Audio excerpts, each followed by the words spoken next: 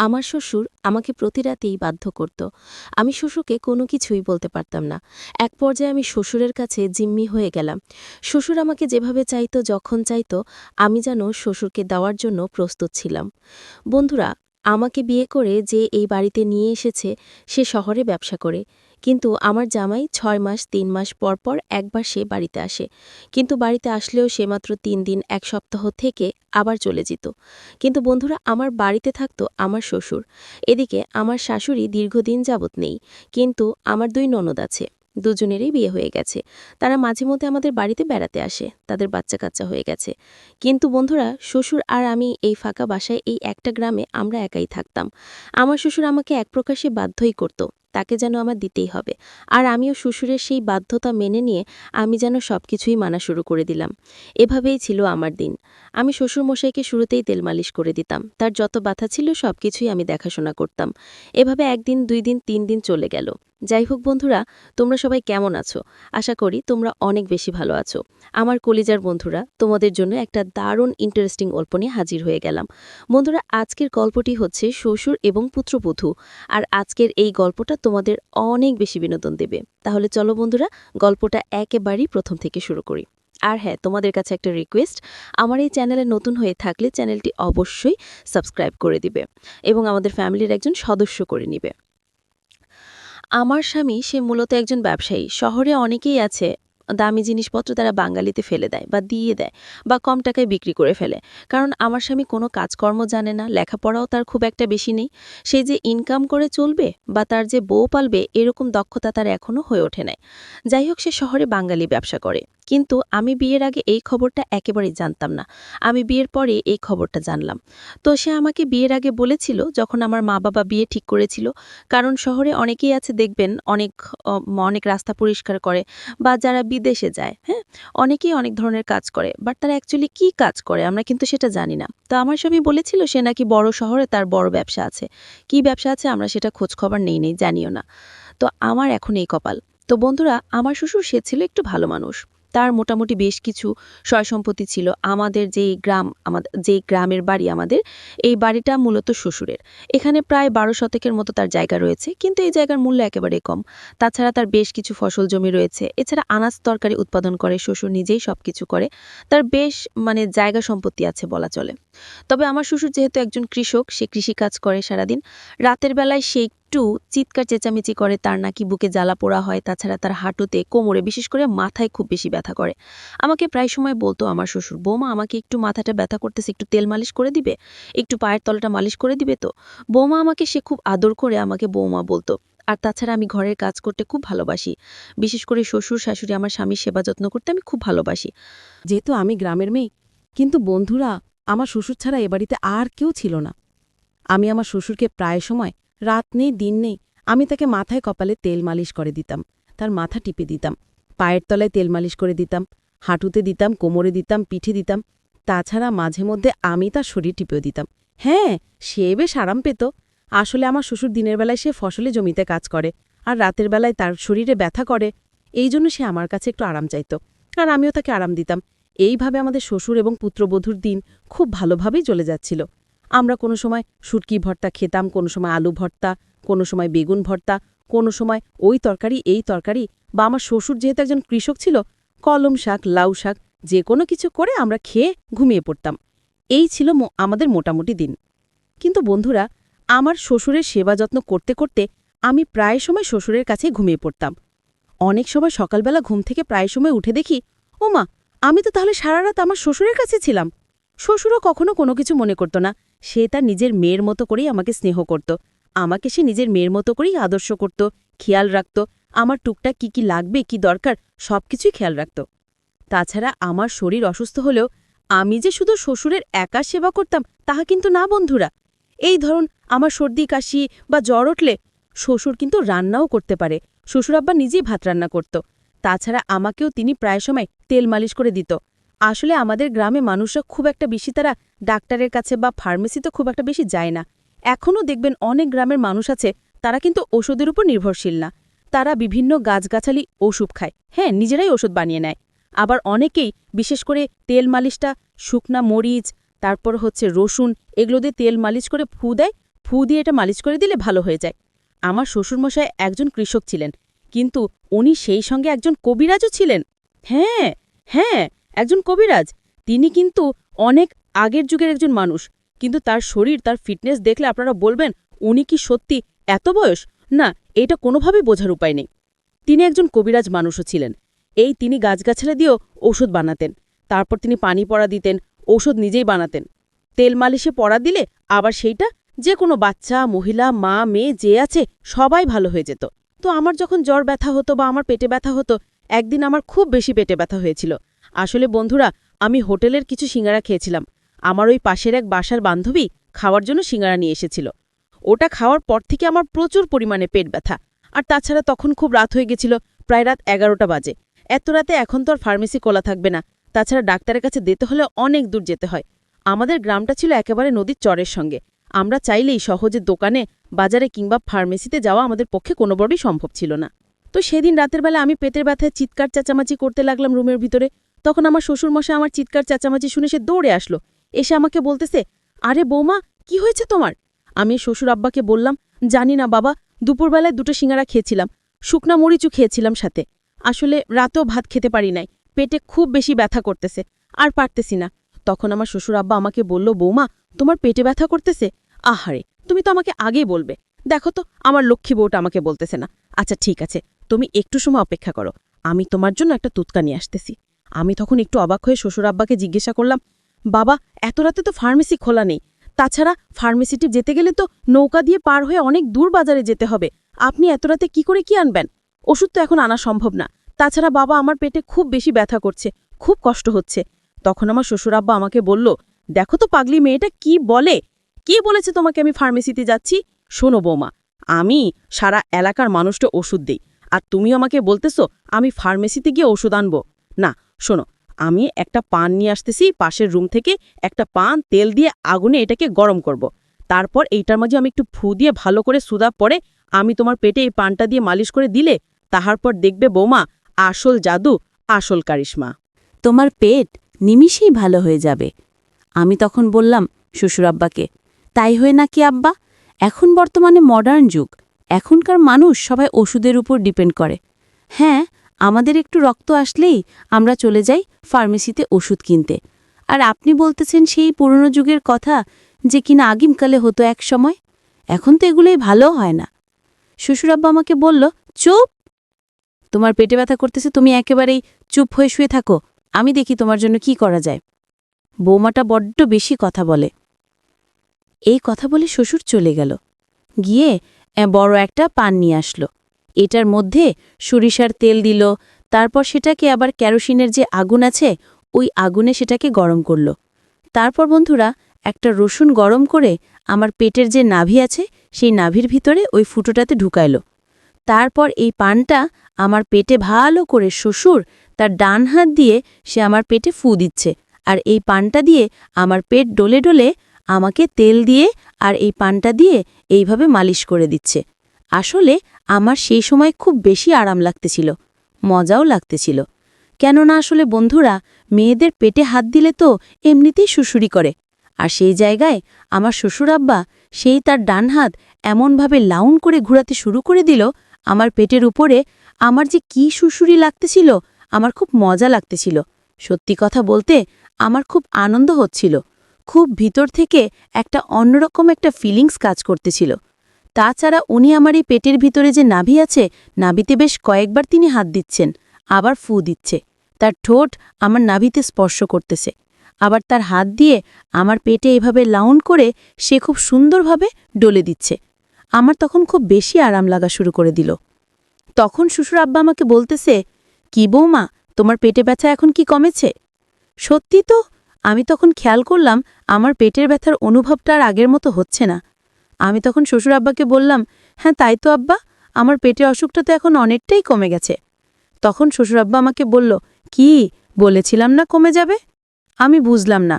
শ্বশুর আব্বা পান দিয়ে তেল দিয়ে আমার পেটে 2-1টা ডলা দিল আর আমার নাভিতে কয়েকটা ফু দিল, তাতেই ভালো হয়ে গেল। আরে বাহ, এটা তো দেখতেছি সত্যিই জাদু। আমরা এই যুগের ছেলেমেয়েরা তো, আমরা তো এগুলো পারবই না। তখন শ্বশুর আব্বাকে আমি বললাম, বাবা, আপনার হাতে নিশ্চয়ই কোনো জাদু আছে।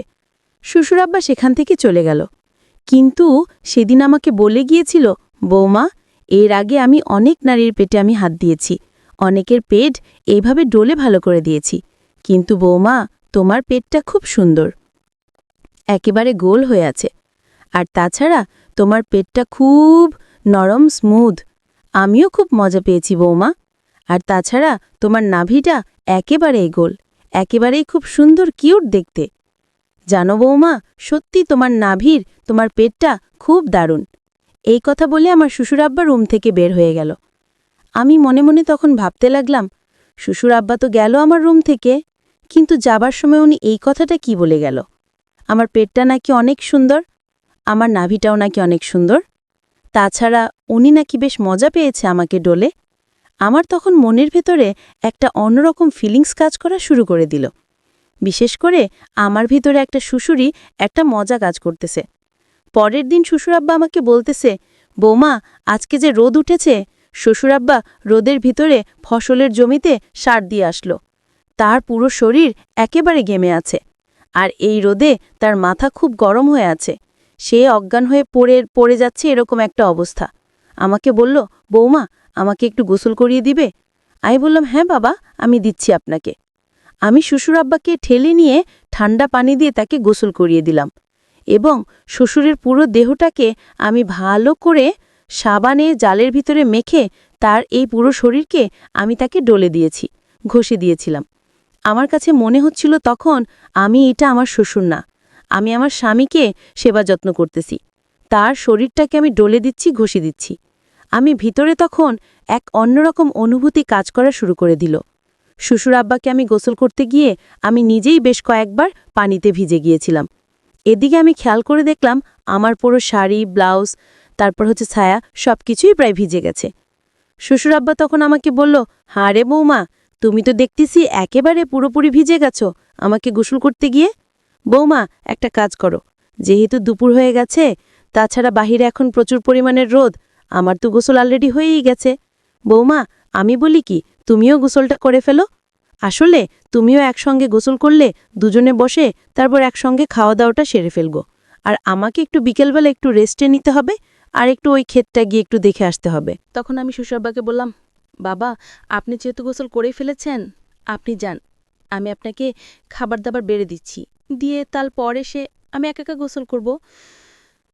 কিন্তু শ্বশুরাব্বা তখন খুব বেশি জিদ ধরল, বৌমা, তুমি একেবারে ভিজেই গেছো, তাছাড়া তুমি একা একা কেন গোসল করবে? শোনো বৌমা, আমি নিয়ত করেছি আজকে আমি তোমার সঙ্গেই খাবারটা খাবো, আর তাছাড়া একা একা খেয়ে তো কোনো মজা হয় না, আমি তৃপ্তি পাই না। বৌমা, আজকে তুমি আমার সঙ্গে গোসল করো, ভিজেতে গেছো। তখন বন্ধুরা, শ্বশুরাব্বা আমার সঙ্গে এক প্রকার জোর করা শুরু করে দিল। আমিও শ্বশুরাব্বাকে আর বাধা দিতে পারিনি। তখন শ্বশুরাব্বা আমাকে মগ দিয়ে, ওই কল থেকে বালতি দিয়ে আমি পানি ভরেছিলাম, আমাকে মগ দিয়ে শ্বশুরাব্বা ভিজিয়ে দিয়েছে। আমার পুরো শরীর এখন ভিজে গেছে। তখন শ্বশুরাব্বা আমার শাড়িটা খুলে সে নিজেই আমাকে বলল, বৌমা, তুমি বসো, আমি তোমার শরীরটা সুন্দরভাবে আজকে ঘষে দিব। আমি বললাম, না বাবা, আপনি কেন আমার শরীর ঘষে দিবেন? আর তাছাড়া আমার শরীর এমনিতে পরিষ্কার, আমি তো প্রতিদিনই সাবান দিয়ে, জাল দিয়ে ঘষে ঘষে আমি গোসল করি, আর আমি তো তেমন কোনো ময়লা কাজকর্ম করি না। আপনি বাইরে থেকে আসেন, জমিতে কাজকর্ম করেন, আপনি গোসল করেন, আমি আপনাকে ধুয়ে দিচ্ছি। শ্বশুর আব্বা আমাকে বলল, শোনো, শুধুমাত্র যে বাহিরে কাজ করলে মানুষের শরীর ময়লা হয় তা কিন্তু না, ঘরেও কিন্তু অনেক ময়লা আসে, গাম থেকে অনেক ময়লা হয়। বৌমা, তুমি আর এত কথা বলো না তো, আমি তোমার শরীরটা ভালোভাবে আজকে ঘষে দিব। তারপর বন্ধুরা, শ্বশুর একটা জালের মাঝে সে লাক সাবানটা একটু লাগালো, লাগিয়ে তারপর আমার পিঠে এবং আমার মুখে ভালোভাবে সাবান দিয়ে সে ডলে ডলে ঘষে দিয়েছে। তারপর আমার 2 হাত ভালোভাবে ডলে একদম পরিষ্কার করে দিয়েছে। আমার পিঠে খুব ভালোভাবে সে মর্দন করেছে, ঘষা মজ্জা করেছে, এবং আমার বুক নিজের হাত দিয়ে সে আমার পুরো শরীর একেবারেই পরিষ্কার করে আমাকে সাবান দিয়ে গোসল করে দিয়েছে। আমার একটু লজ্জাই হচ্ছিল। সত্যিই হোক, আমি তো তার পুত্রবধূ, কিন্তু সে আমাকে তার নিজের মেয়ের মতো মনে করে। আমি বললাম, বাবা, আমি তো আপনার পুত্রবধূ, তাছাড়া আমি অনেক বড় একটা মেয়ে, আপনি আমাকে নিজের হাত দিয়ে গোসল করে দিবেন, এই বিষয়টা একেবারেই ভালো দেখায় না বাবা। কিন্তু শ্বশুর আব্বার মুখে মুখে তো আমি কোনো কিছু বলতেই পারলাম না। উল্টো শ্বশুর আমাকে বলতেছে, বৌমা তুমি আমার মেয়ের মতো, আমি তোমাকে মেয়ের মতো ভাবি, ঠিক আছে? আর তাছাড়া বাবার কাছে মেয়ে কখনো বড় হয় না। হ্যাঁ, তুমি হতে পারো তুমি বড় হয়েছ, কিন্তু তুমি আমার কাছে এখনো ওরকম বড় হয়ে যাওনি। আমি শ্বশুরের এই কথা শুনে আমি আর তাকে কোনো কিছু জবাব দিতে পারি নাই। তখন শ্বশুর আব্বা আমাকে গোসল করিয়ে ছাড়ল। আর তাছাড়া গোসল করতে গেলে কত জায়গায় কত কিছু করতে হয়েছে সেইটা আর নাই বলি। আমি দেখলাম শ্বশুর আব্বাকে একটু উত্তেজনা হয়ে গেল। তারপর আমি গোসল শেষ করে ডাইনিং রুমে গেলাম। সেখানে আমি খাবার বাড়লাম। শ্বশুর আব্বা এবং আমি দুজনে আলুর ভর্তা আর ডাল আর কিছু শাকসবজি রান্না করেছিলাম। সেগুলো দিয়ে একেবারে পেট ভরে খাবার খেয়েছি। রাতে শ্বশুর আব্বা আমাকে বলতে হয়েছিল, বৌমা আজকে আমার শরীরটা একটু মালিশ করে দিতে পারবে? আমি বললাম, বাবা আজকে কি আপনার শরীরটা ব্যথা করতেছে? বলো, না ব্যথা করতেছে না, কিন্তু আমার ঘুম আসতেছে না মা। আর তাছাড়া ঘুম না আসলে না আমার একদমই ভালো লাগে না। তারপর শ্বশুর আব্বার কপালে, তার পায়ে এবং তার তার সারা শরীরে দিয়ে দিলাম। সেদিন রাত বাজে প্রায় 11টা। আমি তার লুঙ্গিটা একটু উপরের দিকে উঠিয়ে আমি পায়ের গড়া থেকে একেবারে হাঁটু পর্যন্ত তাকে মালিশ করে দিলাম। সে বেশ আরাম পাচ্ছিল। এভাবে প্রায় রাত 12টা থেকে 2টা পর্যন্ত তেল লাগালাম। হঠাৎ করে সে আমাকে জড়িয়ে ধরল। তখন আমাকে এসে জড়িয়ে ধরতে আমি বললাম, বাবা একে আপনি কি করতেছেন? তখন সে আমাকে বলতেছে, আরে বৌমা তুমি, আমি তো তোমার শাশুড়িকে মনে করে জড়িয়ে ধরে ফেলেছি। বৌমা তোমাকে একটা রিকোয়েস্ট করব? আমি তখন শ্বশুর আব্বাকে বললাম, কি বাবা, আপনি তো কখনো আমাকে এইভাবে বলেন না, কি বলবেন? শ্বশুর আব্বা তখন আমাকে বলতেছে, বৌমা আজকে মনে হয় বৃষ্টি হবে, তাছাড়া আমার এখানে মেঘ পড়ে, আমি তো রাতে উঠতে পারি না। বৌমা তুমি কি আজকে আমার এখানে থাকবে? আমি বললাম, বাবা আপনার কাছে আমি কি করে থাকি? শ্বশুর আব্বা তখন আমাকে বলতেছে, বৌমা তুমি কি আমাকে বাবার মতো দেখো না, বাবার চোখে দেখো না? আমি বললাম, হ্যাঁ, আপনি আমার শ্বশুর হলে কি হবে, আমি তো আপনাকে বাবার চোখেই দেখি। তখন সে আমাকে বলতেছে, না বৌমা তুমি মনে হয় আমাকে তোমার বাবার চোখে দেখো না, আমি তো তোমাকে নিজের মেয়ের মতোই দেখি। তখনও এই কথা বলার পর বাবা আমার মনে একটু অশান্তি সৃষ্টি করে দিল। তারপর আমি বাবার কাছে থাকতে বাধ্য হলাম। শ্বশুর আব্বা মাঝখানে একটা কোলবালিশ দিল, আর একপাশে আমি ঘুমিয়ে আছি, আর একপাশে আমার শ্বশুর। বাট রাতের বেলা কোলবালিশটা সরিয়ে সেদিন শ্বশুর শাশুড়ির কথা মনে করে, আমার শাশুড়ির নাম ছিল মালতী দেবী, মালতী মালতী বলে চিৎকার করে শ্বশুর আমাকে জড়িয়ে ধরে এক প্রকার আমার সঙ্গে সেদিন যেই ঘটনা ঘটালো বন্ধুরা সেই রাতে, কি বলবো আমি সেই রাতে আমি শ্বশুরকে বারবার বলতেছিলাম, বাবা আমি আপনার মেয়ে বলতেছি, বাবা আমি রুমা বলতেছি। বাবা আমার কোনো কথাই সেদিন শুনতেছিল না।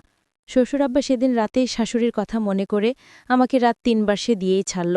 কি বলবো, সকালবেলা ঘুম থেকে উঠে আমার শরীরটা বেশ পাতলা লাগতেছিল, কিন্তু আমি সেদিন ঘুম থেকে উঠি নাই। শ্বশুর ঘুম থেকে উঠে আমাকে বলতেছে, বৌমা কি হয়েছিল রাতে? আমি বললাম, বাবা আপনি আমাকে মেয়ে মেয়ে বলে আপনি গতকাল রাতে কি করেছেন আপনার একটাবার কি আপনার খেয়াল আছে? আমি কত করে আপনাকে বললাম, বাবা আমি একটা উপযুক্ত মেয়ে, আমি একটা বড় মেয়ে, আমার এখন বয়স হয়েছে, আপনার পাশে এভাবে আমি শুতে পারি না বাবা। আপনি তো রাতে শাশুড়ির কথা মনে করে আমাকে তো রাতে যেই কাজ করলেন আপনি, এখন আমি কি করব বাবা বলেন তো? তাছাড়া গতকালকে আমরা কোনো প্রোডাকশনও ব্যবহার করি নাই। আপনি মুরব্বী মানুষ, কিন্তু আপনাকে দেখলে তো কোনোভাবেই মনে হয় না যে আপনি মুরব্বী। আপনার পাওয়ার তো আপনার ছেলের চাইতেও আরও বেশি। তখন আমার শ্বশুরাব্বা একটু লজ্জা পেয়ে সে আমাকে বলতেছে, বৌমা যা হইছে হইছে বাদ দাও। আর দেখো বৌমা তোমার শাশুড়ি আজকে কতদিন নেই, এই বুড়ো মানুষটা এইভাবে একা একা আর কতদিন থাকবে রে মা? তুমি যদি তোমার শ্বশুরের একটু দুঃখ কষ্টটা যদি না বুঝো তাহলে আর কে বুঝবে? শ্বশুর সেই সময় আমাকে একটু ইমোশনাল করে দিল। তখন আমার কাছে মনে হয়েছিল আমার স্বামী আমার সঙ্গে বাটপারি করেছে, চিটারি করেছে। বিয়ের আগে সে আমাকে বলেছিল সে নাকি শহরে ব্যবসা করে, আর এখন দেখি সে শহরে বাঙালি ব্যবসা করে। 6 মাস পর পর একবার আসে, এসে আমাকে খুব বেশি সুখ দিতে পারে না। এভাবেই চলছে আমার জীবন। না, শ্বশুরমশাইয়ের সঙ্গে গতকাল রাতে যেটা হলো এটা আমি যেন কোনোভাবে ভুলতে পারতেছি না, আমার চোখের সামনে ভেসে উঠতেছে। পরের দিন রাতের বেলা শ্বশুর আব্বা খাওয়া দাওয়া করে সে ঘুমিয়ে পড়ল তার মতো করে। আমি আমার রুমেই ছিলাম, কিন্তু আমি রুমের ভিতরে অনেকটা ছটফট করতেছিলাম। একা একা কি করব কোনো কিছুই যেন ভালো লাগতেছিল না। মনের ভিতরে বলা চলে একটা অশান্তি চলতেছে। কোনো কিছুই তখন আমার ভালো লাগা কাজ করতেছিল না, একটু অশান্তি অশান্তি ছিল। তো এইভাবে আমার আর হচ্ছিল না।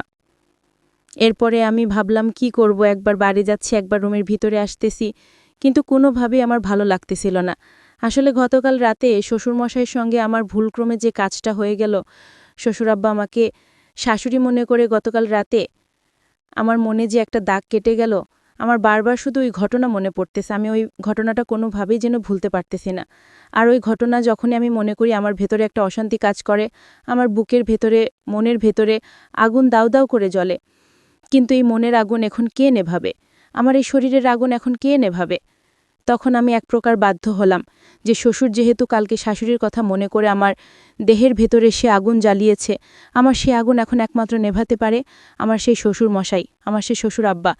তারপর বন্ধুরা, রাত 11টা বেজে 1টা বাজে, আমার ঘুম কোনোভাবেই চোখে আসতেছিল না।